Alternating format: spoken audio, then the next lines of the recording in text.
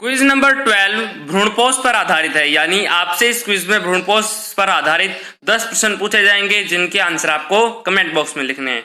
तो चलिए वीडियो शुरू करते हैं। पहला प्रश्न है, परिवर्धित होते हुए भ्रूण को पोषण कौन प्रदान करता है? आपको प्रत्येक प्रश्न के लिए 5 सेकंड दिए जाएंगे। अगर ज्यादा टाइम चाहिए तो वीडियो पॉज कीजिए। अगर आपने चुना है ऑप्शन डी तो बिल्कुल करेक्ट है, यानी परिवर्धित होते हुए भ्रूण को भ्रूणपोष पोषण प्रदान करता है। भ्रूणपोष किसे कहते हैं? जो केंद्रीय कोशिका होती है उससे भ्रूणपोष बनता है और वो परिवर्धित होते हुए भ्रूण को पोषण प्रदान करता है। अगले क्वेश्चन पर बढ़ने से पहले यदि आपने हमारा चैनल सब्सक्राइब नहीं किया है तो सब्सक्राइब कीजिए हमारे चैनल को और बेल आइकन को जरूर दबा लीजिए। तो चलिए सेकंड क्वेश्चन स्टार्ट करते हैं। सेकंड क्वेश्चन है, आवर्तबीजी पादपों में भ्रूणपोष पाया जाता है।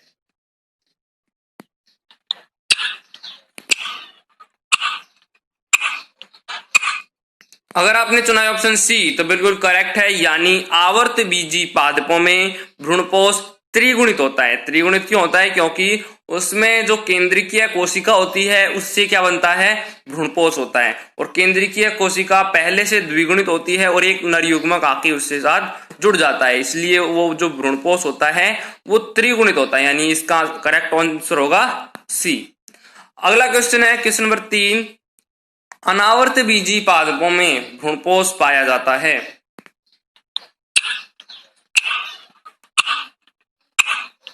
अगर आपने चुना है ऑप्शन ए तो बिल्कुल करेक्ट है, यानी आवर्तबीजी पादपों में जो भ्रूणपोष होता है वो अगुणित होता है। अगुणित क्यों होता है? क्योंकि उसमें जो केंद्रीय कोशिका होती है वो द्विगुणित नहीं होती है और उससे सीधे ही भ्रूणपोष का निर्माण हो जाता है। तो आपको याद रखना है कि जो आवर्तबीजी पादप होते हैं उनमें भ्रूणपोष त्रिगुणित होता है और अनावर्तबीजी पादपों में भ्रूणपोष अगुणित होता है।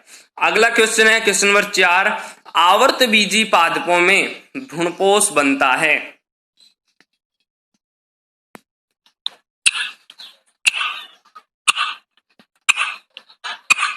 अगर आपने चुना है ऑप्शन ए तो बिल्कुल करेक्ट है, यानी आवर्तबीजी पादपों में भ्रूणपोष निषेचन के बाद बनता है। जब केंद्रीय कोशिका में जब नर युग्मक आ जाता है यानी निषेचन हो जाता है, उसके बाद में आवर्तबीजी पादपों में भ्रूणपोष बनता है।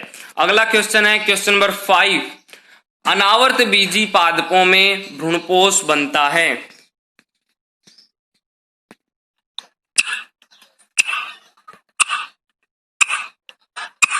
अगर आपने चुना है ऑप्शन बी तो बिल्कुल करेक्ट है, यानी अनावर्तबीजी पादपों में भ्रूणपोष निषेचन से पहले ही बन जाता है। तभी तो वो अगुणित होता है, क्योंकि जब निषेचन हो जाएगा तब तो वो द्विगुणित हो जाएगा, तो वो निषेचन से पहले ही भ्रूणपोष बन जाता है। इसके कारण अनावर्तबीजी पादप अगुणित होते हैं।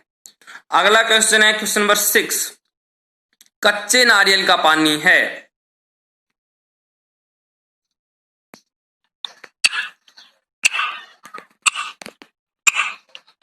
अगर आपने चुना है ऑप्शन ए तो बिल्कुल करेक्ट है, यानी जो कच्चा नारियल होता है उसका पानी केंद्रीय भ्रूणपोष होता है, क्योंकि उसमें जो तरल भ्रूणपोष होता है या फिर हम उसे केंद्रीय भ्रूणपोष भी कह सकते हैं, उसके अंदर यानी नारियल का पानी होता है उसके अंदर केंद्रक तैरते रहते हैं, यानी उसमें कौन सा भ्रूणपोष है? वो केंद्रीय भ्रूणपोष है, या उसे हम तरल भ्रूणपोष भी कह सकते हैं। अगला क्वेश्चन है, विकास के आधार पर भ्रूणपोष कितने प्रकार का होता है?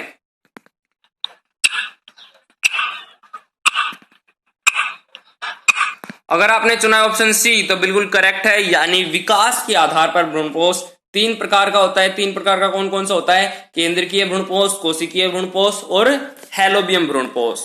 अगला क्वेश्चन है क्वेश्चन नंबर 8, केंद्रीय भ्रूणपोष के केंद्रक के चारों ओर कोशिका भित्ति बनने पर वह किस प्रकार का भ्रूणपोष बन जाता है?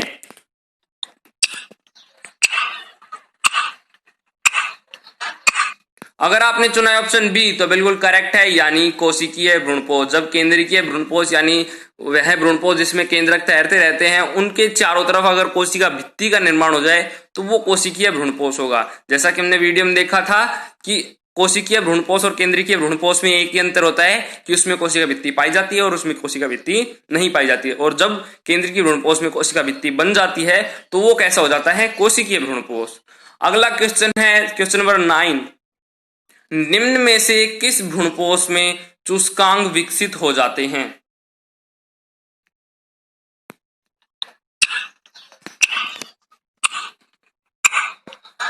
अगर आपने चुना है ऑप्शन बी तो बिल्कुल करेक्ट है, यानी कोशिकीय भ्रूणपोष। जो कोशिकीय भ्रूणपोष होता है उसके जो नीचे वाली जो कोशिका होती है, आधार कोशिका होती है, उससे चूस्कांग बन जाते हैं, जो क्या करते हैं, भ्रूणपोष से पोषण प्रदान करते हैं, यानी अध्यावरण से पोषण प्रदान करते हैं। अगला क्वेश्चन है क्वेश्चन नंबर 10। कौन सा भ्रूणपोष केंद्रीय भ्रूणपोष व कोशिकीय भ्रूणपोष का मिला जुला रूप है?